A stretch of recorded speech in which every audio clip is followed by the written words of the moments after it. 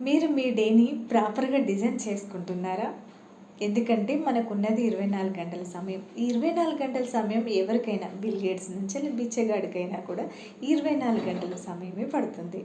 అయితే ఈ 24 గంటల్ని ఎవరైతే ప్రాపర్‌గా యుటిలైజ్ చేసుకుంటారో వాళ్ళు తప్పకుండా లైఫ్‌లో విజయాలను సాధిస్తూ ఉంటారు.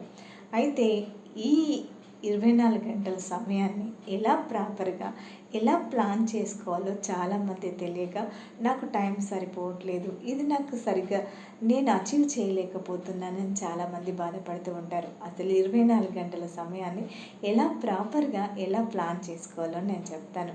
ముందుగా 24 గంటల సమయంలో 8 గంటలు ఖచ్చితంగా మీరు నిద్రకు కేటాయించండి. ఎందుకంటే మీ ఆరోగ్యాన్ని ముందుగా మీరు ఇంపార్టెన్స్ ఇవ్వాలి కనుక ఖచ్చితంగా 8 గంటల సమయాన్ని నిద్రకు కేటాయించండి. తర్వాత 8 గంటలు మీరు చేసే జాబ్‌కి కానీ, మీరు చేసే వర్క్‌కి కానీ 8 గంటల సమయాన్ని ఖచ్చితంగా మీరు కేటాయించాలి. తర్వాత 2 గంటలు మీ హోమ్‌లో ఉండే పనుల కోసం కేటాయించుకోండి. ఆ తర్వాత 1 అవర్ మాత్రం ఖచ్చితంగా మీరు ఏదైనా కొత్తది నేర్చుకోవడం కోసం కేటాయించండి. 1 అవర్ మరో 1 అవర్ మీ ఫ్యామిలీ కోసం, మీ ఫ్యామిలీతో స్పెండ్ చేయడానికి ఖచ్చితంగా పాటించండి. ఇంకా మిగతా 3 గంటలు ఏవైతే ఉన్నాయో అవి ఖచ్చితంగా మీ లైఫ్‌ని మార్చడానికి ఎంతగానో సహకరిస్తాయి.